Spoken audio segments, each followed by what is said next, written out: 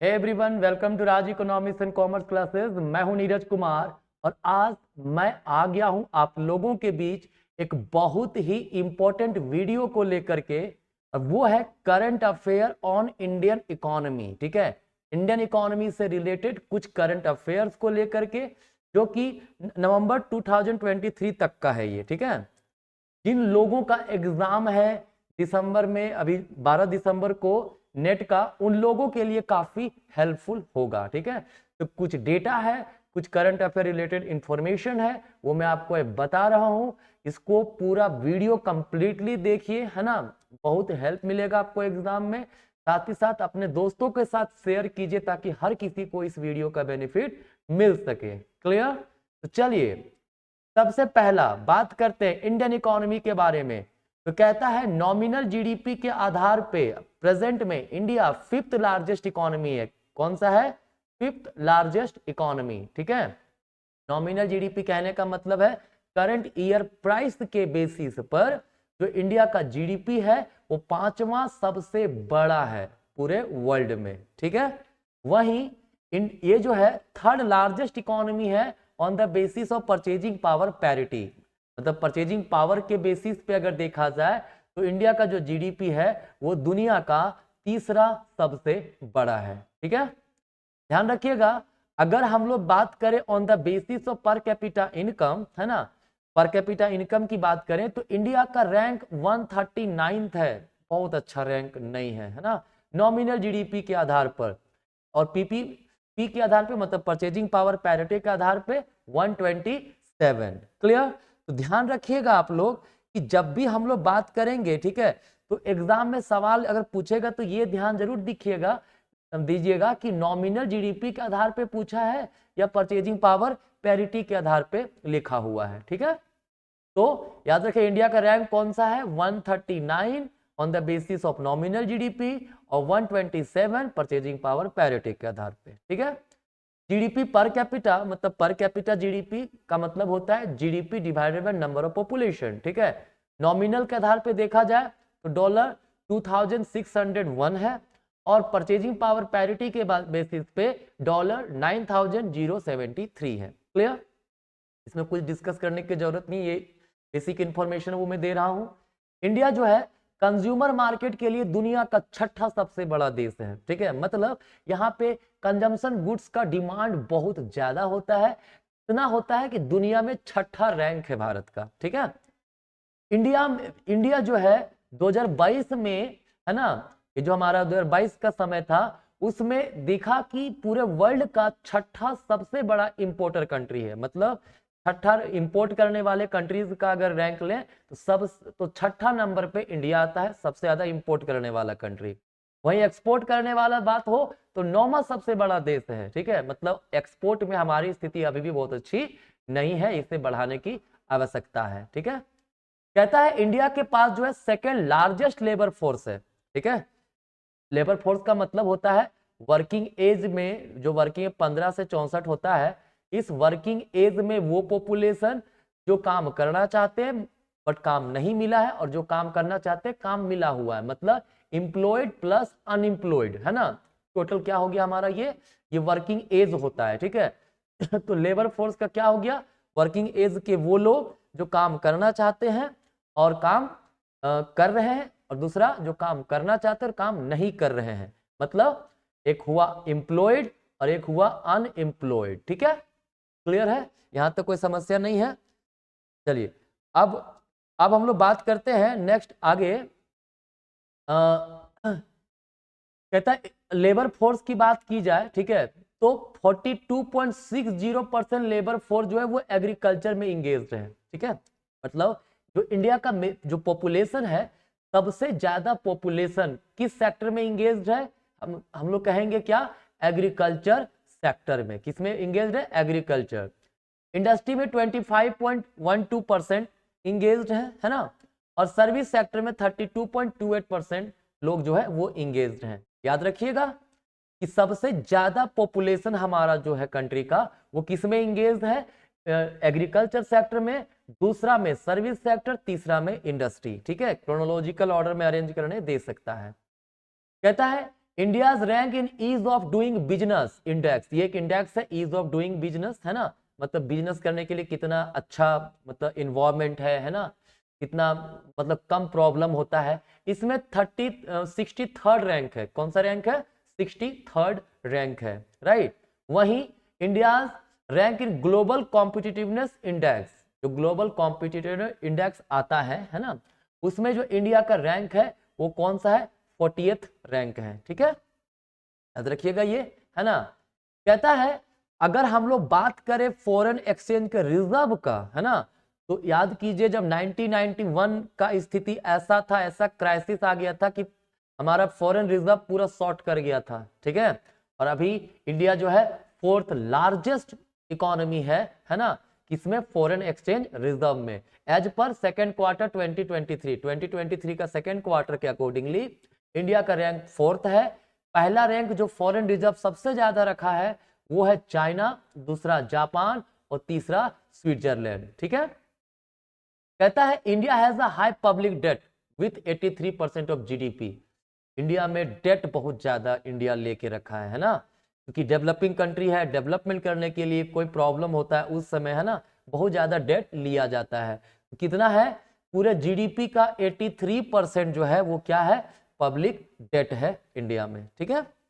अब आगे बात करें जीडीपी बाय सेक्टर, है ना, मतलब जीडीपी में कंट्रीब्यूशन की बात करें तो एग्रीकल्चर सेक्टर का कंट्रीब्यूशन है 18.8%, इंडस्ट्री का कंट्रीब्यूशन है 28.2%, सर्विस सेक्टर का कंट्रीब्यूशन है 53%। ये करंट डेटा है, राइट। देखिए अगर एक चीज आप यहाँ पे समझिएगा, है ना, तो क्या दिख रहा है, हम देखें कि एग्रीकल्चर सेक्टर में सबसे ज्यादा पॉपुलेशन 42.60% है, लेकिन उसका जीडीपी में कंट्रीब्यूशन सबसे कम है। ऐसा क्यों? क्योंकि एग्रीकल्चर प्रोडक्टिविटी हमारे देश में भी कम है ना। एग्रीकल्चर जो है अभी बहुत मॉडर्न टेक्नोलॉजी हर कोई यूज नहीं कर रहा है ना। तो और सबसे ज्यादा जो कंट्रीब्यूशन देता है वो कौन देता है? सर्विस सेक्टर देता है, याद रखिएगा, ठीक है। इंडिया में प्रेजेंट टाइम में अनएम्प्लॉयमेंट 8.1% है। अनएम्प्लॉयमेंट का मतलब क्या हो गया? Those people who are willing to work, है ना, they are in working age group, और काम करना चाहते हैं लेकिन उन्हें काम नहीं मिल रहा है, ठीक है। वहीं यूथ अनएम्प्लॉयमेंट की बात करें, यूथ अनएम्प्लॉयमेंट कहने का मतलब 15 से 24 साल तक के बच्चे जो लोग जो हैं, अगर वो अनएम्प्लॉयड कितने? 22.2% अनएम्प्लॉयड है, ठीक है, ये याद रखिएगा। क्लियर? ये डेटा हमारा हो गया। और क्या इंटरेस्टिंग डेटा है भाई? और इंटरेस्टिंग डेटा ये है कि जो एफटीपी है 2023 मतलब फॉरेन ट्रेड पॉलिसी 2023 एम करता है कि इंडिया का एक्सपोर्ट हम बढ़ा के यूएस डॉलर 2 ट्रिलियन कर देंगे, मतलब 2 ट्रिलियन यूएस डॉलर पहुंचाना है। कब तक? 2030 तक, ठीक है। ये फॉरेन ट्रेड पॉलिसी का टारगेट है। क्लियर है? याद रखिएगा, कोई दिक्कत नहीं। अब आते थोड़ा बजट से रिलेटेड कुछ topics. Budget, physical deficit. Physical deficit का मतलब होता है total expenditure minus total receipts other than borrowing, ठीक है। ये 6.4%, राइट। ध्यान कब है?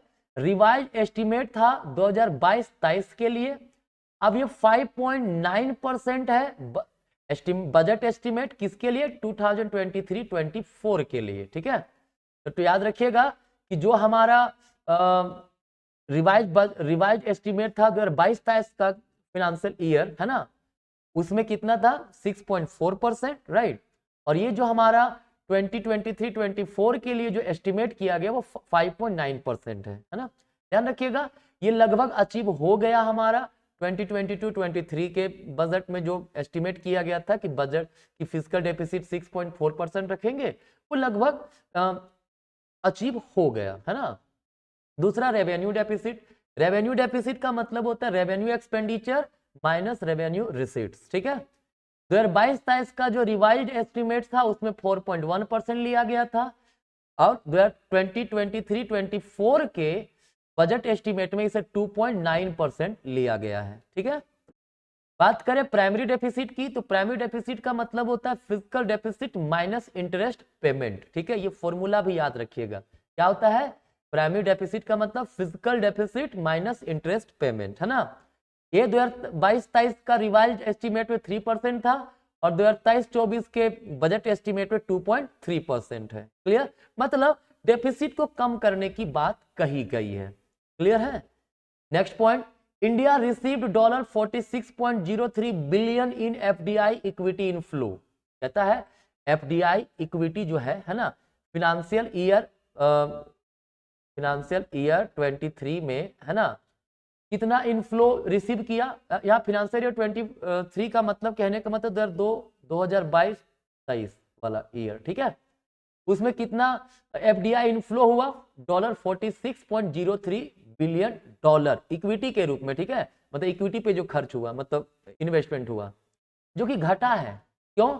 फिनेंशियल ईयर 22 में ये $58.77 बिलियन था, ठीक है, कितना था, $58.77 बिलियन, उससे घट गया है ना। कहता हाईएस्ट एफडीआई इनफ्लो जो इंडिया में देखा गया है रिसेंटली, जो हमारा फिनेंशियल 23 में, वो कंप्यूटर सॉफ्टवेयर एंड हार्डवेयर के फील्ड में आया है, ठीक है। सबसे ज्यादा एफडीआई इनफ्लो किस में आया है, कंप्यूटर सॉफ्टवेयर एंड हार्डवेयर। वैसे भी इंडिया सॉफ्टवेयर के मामले में बहुत आगे है, ठीक है। तो वर्थ $9.39 बिलियन का। क्लियर है। उसमें महाराष्ट्र जो है, अगर स्टेट की बात करें तो महाराष्ट्र ऐसा स्टेट है जो सबसे ज्यादा एफडीआई रिसीव किया, कितना, $14.80 बिलियन, ठीक है, कोई दिक्कत नहीं। चलिए नेक्स्ट आते हैं मॉनेटरी पॉलिसी की ओर। तो मॉनेटरी पॉलिसी के लिए जो आरबीआई का मॉनेटरी पॉलिसी कमिटी है, उसका मीटिंग हुआ था अक्टूबर 2023 में, है ना, जिसमें रेपो रेट के बारे में कहा गया ये 6.5% ही रहेगा। रेपो रेट का मतलब होता है जिस रेट पर सेंट्रल बैंक कमर्शियल बैंकों को शॉर्ट टर्म के लिए लोन देती है, कितना रहेगा वो, 6.5%। बैंक रेट क्या होता है भाई, बैंक रेट होता है जिस रेट पे बिल ऑफ डिस्काउंट करता है सेंट्रल बैंक या फिर लोन देता है कमर्शियल बैंकों को लॉन्ग टर्म के लिए, ठीक है, ये 6.75% है ना। रिवर्स रेपो रेट जो है, जिस रेट पे सेंट्रल बैंक लोन लेता है कमर्शियल बैंकों से, वो क्या होता है, 3.35% है ना। मतलब अगर कमर्शियल बैंक पैसा दिया सेंट्रल बैंक को या वहां डिपॉजिट किया, तो जो रेट देगा सेंट्रल बैंक कमर्शियल बैंकों को वो क्या है, 3.35% है ना। सीआरआर जो है 4.50% है। सीआरआर का मतलब होता है कमर्शियल बैंकों के पास जो भी डिपॉजिट आता है उसका एक सर्टेन पोर्शन उसे सेंट्रल बैंक के पास रिजर्व रखना पड़ता है, वही हमारा सीआरआर है, जो कि 4.50% है। एसएलआर स्टेटरी लिक्विडिटी रेशियो है ना, इसका मतलब होता है हर कमर्शियल बैंकों को अपने टोटल डिपॉजिट का एक सर्टेन पोर्शन खुद के पास रिजर्व रखने की आवश्यकता पड़ती है in the form of liquid, जो क्या है 18%, ठीक है। चलिए अगर एक्सपोर्ट की बात करें तो फिनेंशियल 2022-23 में इंडिया का एक्सपोर्ट $770.18 बिलियन था, ठीक है। इंडिया कितना एक्सपोर्ट किया, इतना एक्सपोर्ट किया है, कब, फिनेंशियल 2022-23 में। क्लियर है। अगर बात करें एक्सपोर्ट जो किया, उसमें सबसे ज्यादा एक्सपोर्ट किस चीज का था, तो मैन्युफैक्चरर गुड्स का था, जो कि 70.7%, राइट। दूसरा फ्यूल एंड माइनिंग प्रोडक्ट जो कि 14.7% का कंट्रीब्यूशन दिया है। एग्रीकल्चरल प्रोडक्ट जो कि 14.1% का कंट्रीब्यूशन दिया है, ठीक है। कहता है अगर सर्विस सेक्टर की बात करें, देखिए सर्विस सेक्टर में इंडिया काफी आगे है ना, बहुत खासा डेवलपमेंट हो रहा है सर्विस सेक्टर में, है ना। तो India 7th largest service exporter in the world है प्रेजेंट में, ठीक है। तो ये कुछ important current affair related data था किस पे, इंडियन इकोनॉमी पे, है ना। मुझे उम्मीद है ये सारा पॉइंट जैसे जैसे मैंने बताया आपने सही से सुना होगा। इस वीडियो को शेयर कीजिए ज्यादा से ज्यादा। क्लियर। मिलेंगे नेक्स्ट वीडियो में नए टॉपिक के साथ। तब तक के लिए जो भी यूजीसी नेट का एग्जाम दे रहे हैं उन सभी को ऑल द बेस्ट। आपका एग्जाम निकल जाए इस बार, मेरी यही कामना है। धन्यवाद।